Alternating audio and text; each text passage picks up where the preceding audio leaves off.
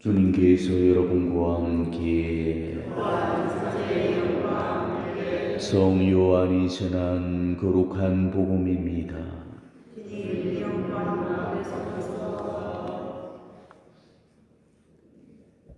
그때 빌라도가 예수님께 당신이 유다인들의 임금이요? 하고 물었다. 예수님께서는 그것은 네 생각으로 하는 말이냐? 아니면 다른 사람들이 나에 관해 너에게 말해준 것이냐? 하고 되물으셨다. 나야 유다인이 아니지 않소? 당신의 동족과 수석 사제들이 당신을 나에게 넘긴 것이요? 당신은 무슨 일을 저질렀소? 하고 빌라도가 다시 물었다. 예수님께서 대답하셨다. 내 나라는 이 세상에 속하지 않는다.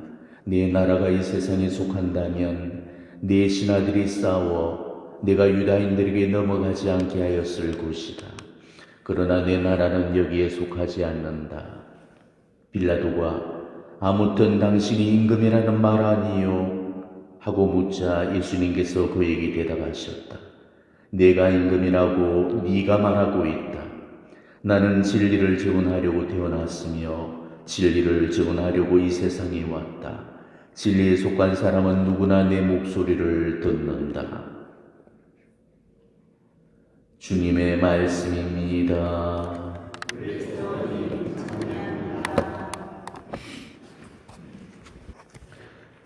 오늘은 연중지의 34주일이고 그리스도 왕 대축일입니다. 그리스도 왕 대축일은 우리 교회 전례력의 마지막 주일로서 이번 주간을 끝으로 우리 신앙의 한 해가 마무리되죠. 예수님은 우리의 구원자 주님이시고 역사의 마지막 시기인 종말에 이르러서 세상 모든 민족들이 지켜보는 가운데 만세만왕의 왕으로 영광스럽게 다시 오실 겁니다. 이게 지금 우리 교회가 믿고 있는 종말 신앙입니다. 우리는 왕으로 오실 그리스도를 기다리면서 지금 이 세상에서부터 그리스도 왕국의 건설을 위해 노력할 것을 다짐하면서 지금 이 마지막 시기를 잘 맞이해야 할 겁니다. 예수님은 이제 곧 머지않아서 이 세상을 두 번째로 방문하실 겁니다. 그리고 두 번째로 세상을 방문하실 때는 세상 첫 번째 방문 때와는 비교조차 될 수 없는 진짜 위험 있는 제왕의 모습으로 오실 것이고 누구나 그분의 왕권을 알아뵐 수 있을 겁니다. 구름을 타고 천군 천사들을 거느리며 영광 중에 내림하실 것이기 때문이죠. 하지만 우리는 예수님의 세상 첫 번째 방문을 기억하고 있습니다. 예수님의 첫 번째 방문의 모습 속에는 왕다운 모습이라고는 전혀 찾아볼 수가 없었죠. 태어나시던 그 순간부터 돌아가시던 순간까지 왕다운 품이라고는 찾아볼 수가 없었습니다. 유대인의 왕으로 오신 분이 엄동설 안에 방 한 칸도 없이 그 노친의 밤바람도 막아주지 못하는 마국간 말밭동에서 나시리라고 누군들 상상조차 했겠습니까?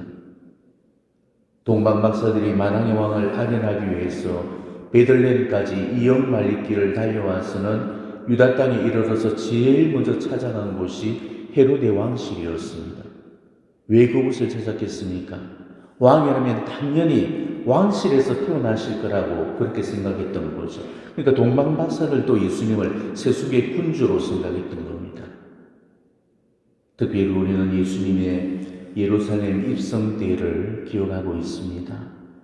예루살렘에 입성하실 때 예루살렘 성민들은 유대인의 왕을 맞이하기 위해서 성문 바깥으로까지 나와서 겉옷을 깔고 종려나무 가지를 흔들면서 대대적인 환영 프레이드를 벌였습니다.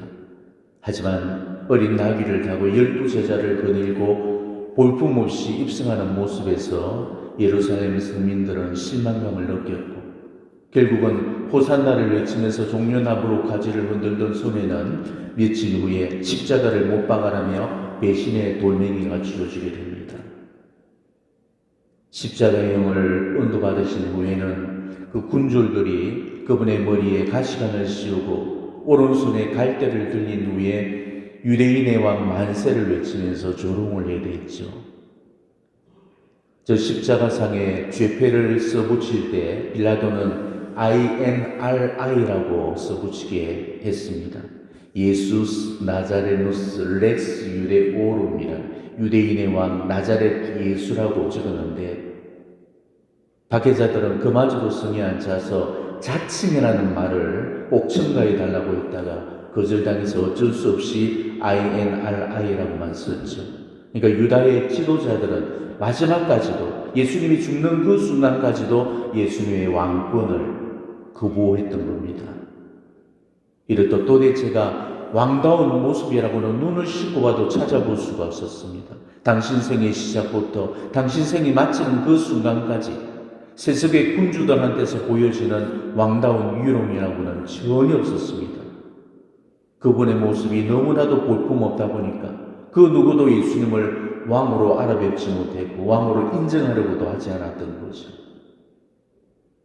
제자들의 발을 씻겨주면서 스스로 당신의 권위를 무너뜨리셨고 또 권력자 앞에 붙들려 가서는 한마디 항변도 못한 무기력한 모습으로 돌아가실 때조차도 사형수의 무리에 덮이어서 험한 꼴로 목숨을 거두시고 권위도 없으셨고 품위도 없으셨고 위세도 없으셨던 우리의 왕은 바로 그런 왕이셨습니다. 그런데도 그분은 진정한 왕이셨습니다. 2000년 전에 형장에 이슬로 사라졌던 유대 땅에 볼품없던 왕이 오늘날까지도 2000년 역사 동안에 전 세상을 움직이고 있습니다. 전 세계 수많은 사람들이 그리스도를 주님으로 고백하고 그분을 진정한 왕으로 고백을 하고 있죠. 디모데오 전서에서도 통치자 임금들의 임금이시며 주님들의 주님이신 분 이렇게 고백이 되고 있습니다. 자, 그렇다면 어떻게 이런 일이 가능할 수 있겠습니까? 나폴레옹은 워털루 전투에서 패하고 세인트 헬레나 섬으로 귀양 중에 이런 의문을 남겼습니다. 참으로 이상한 노릇이구나. 이스라엘의 나자렛이라는 그 조그만 마을에 있었던 이 예수라는 청년은 권력도 없었고 아무런 힘도 없지 않았던가. 그에게는 병사도 없었으며 마차도 없었고 아무런 무기조차 없었다. 그는 또 주변 국가를 정복해서 사람들을 힘과 권력으로 굴복시키지도 않았다. 더욱이 그는 십자가 위에서 연약하고 볼품없는 모습으로 죽어가지 않았는가. 그런데 어찌하여 천년이 넘은 지금까지도 온 세상의 수많은 사람들이 목숨까지 바쳐가며 그를 섬기고 따르고 있는가. 그 청년이야말로 이 세상의 진정한 왕이 아닌가. 나폴레옹이 예수님을 이해하지 못한 것은 너무나도 당연했습니다. 세상의 권력으로는 예수님의 왕권을 이해할 수가 없습니다. 이거는 비단 나폴레옹뿐만이 아니죠. 오늘 빌라도가 예수님을 신문하는 자리에서 당신이 유대인의 왕이냐에 의아했던 까닭도 예수님의 모습 속에서 세속군주의 모습을 찾아볼래야 찾아볼 수 없었기 때문입니다. 예수님은 세속의 군주들처럼 위용 있는 군마 대신에 볼품없는 나귀를 타셨고 화려한 왕관을 쓰는 대신에 가시관을 쓰셨고 손에는 강력한 힘을 상징하는 왕을 대신에 연약한 갈대를 손에 드셨습니다. 제왕이 되어서 왕좌에 오르지 않으셨고 죄수가 되어서 십자가에 오르셨습니다. 그러니 세속의 군주들이 예수님의 왕권을 어찌 이해할 수 있었겠습니까?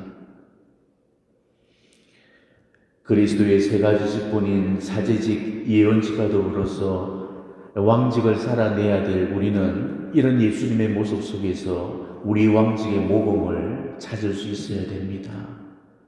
세속적인 기준의 왕으로만 생각하게 되면 우리는 결코 이 예수님의 왕직을 수행하지 못합니다.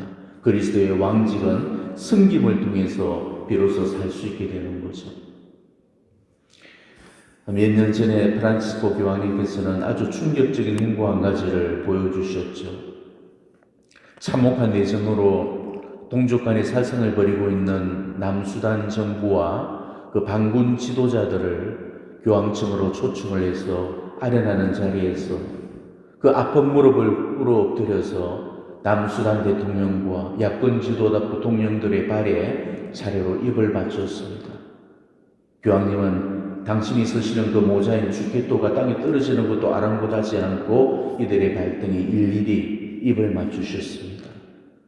교황님은 극심한 무릎 관절염을 앓고 계시는 중이신데도 불구하고 그 아픈 무릎을 꿇은 채로 애절하고 간곡하게 호소를 했습니다. 내전으로 가면 안 됩니다. 앞으로 나아가길 형제로서 간증합니다. 어려움이 있더라도 평화를 위해서 나아가십시오.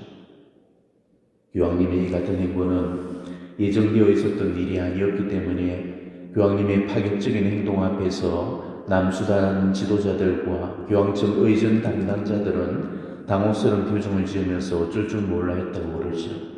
지금까지 역대 교황님들이 정치인들 앞에 무릎을 꿇고 발에 입을 맞춘 전례가 없었기 때문입니다.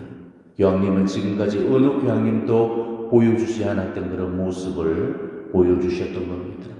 하지만 이게 예수 그리스도의 왕직이었고 몸소 그 섬김의 왕직을 실천하셨던 겁니다. 어느 날 제자들이 누가 더 높은가로 다투었죠. 이때 예수님은 제자들을 앉혀놓고 타이르듯이 이러셨습니다. 너희도 알다시피 다른 민족들의 통치자들은 백성 위에 군림하고 고관들은 백성들에게 세도를 부린다. 그러나 너희는 그래서는 안 된다. 너희 가운데 높은 사람이 되려는 이는 너희를 섬기는 사람이 되어야 한다. 또한 너희 가운데 첫째가 되려는 이는 너희의 종이 되어야 한다. 우리는 이 말씀을 가슴 깊이 새겨야 합니다.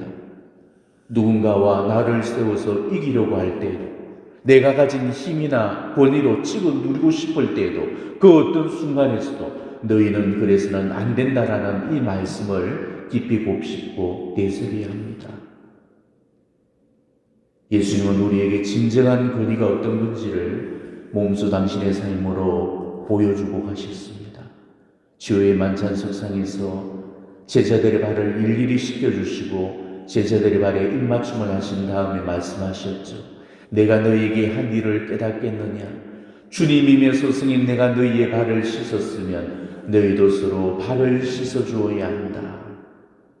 이것이 예수님께서 보여주셨던 왕권이었고 이게 우리가 살아내야 될 왕직입니다. 예수님께서 이런 왕권을 사셨다면 우리 역시도 예수님께로부터 위임받은 왕직을 이런 섬김의 직분으로 수행을 해야 되는 겁니다. 이번 강론 준비하면서 여기에 관해서 저도 참 많이 묵상했고 또 저 자신도 많은 반성의 기회로 삼았습니다. 탈권위적인 모습으로 살려고 무척 노력을 해왔지만 아직도 많이 부족한 그런 저 자신을 발견했습니다. 저 역시도 천륜을 가르치기에 앞서서 인륜을 먼저 살아낼 수 있는 그런 사제가 되겠습니다. 언제나 더 겸손한 모습으로, 더 낮추인 모습으로, 더 섬기는 모습으로 여러분들에게 다가가기를 약속을 드립니다. 여러분들도 겸손 속에서 또 섬김 속에서 자신을 끊임없이 낮추고 자신을 더 죽이면서 이 예수님의 왕직을 수행해 나가시기를 바랍니다. 여러분의 가정에서부터 여러분의 남편과 아내에게 여러분들의 자녀들에게 예수님이 사셨던 모범을 보여주시길 바랍니다. 그리고 여러분들의 직장이나 회사의 선후배 동료들에게 여러분들의 이웃들이나 성당의 교우들에게도 예수님의 모범을 먼저 보여주시길 바랍니다. 자기를 낮추어서 남을 높여주는 삶, 자기를 죽여서 남을 살려주는 삶, 이게 우리가 걸어가야 될 예수님의 왕직인 겁니다. 제자들의 발을 씻어주시면서 이루신 우리 주님의 마지막 당부의 말씀을 다시 되새겨 봤으면 합니다. 왜 내가 너희의 발을 씻어주었는지 알겠느냐? 스승이며 주인 내가 너희의 발을 씻어주었으니 너희도 서로 발을 씻어주어야 한다. 내가 너희에게 한 일을 너희도 그대로 하라고 본을 보여준 것이다. 우리 주님께서 남겨주신 이 귀중한 유산을 정말 서로에게 나누면서 진정한 섬김을 통해서 예수님의 왕직을 살아낸다면 바로 그런 모습들을 통해서 진정한 하나님의 왕국인 천국이 우리 안에서 비로소 이루어지게 될 겁니다. 그리고 바로 그런 우리들을 통해서 예수님은 더욱더 영광스럽게 재림하실 겁니다. 저희들에게 마지막 주간을 맞으면서 한 해 정말 잘 갈무리하시고 이 새로운 한 해는 더욱더 하나님을 섬기고 이웃을 섬길 수 있는 그런 여러분이 되시기를 진심으로 축원합니다. 아멘.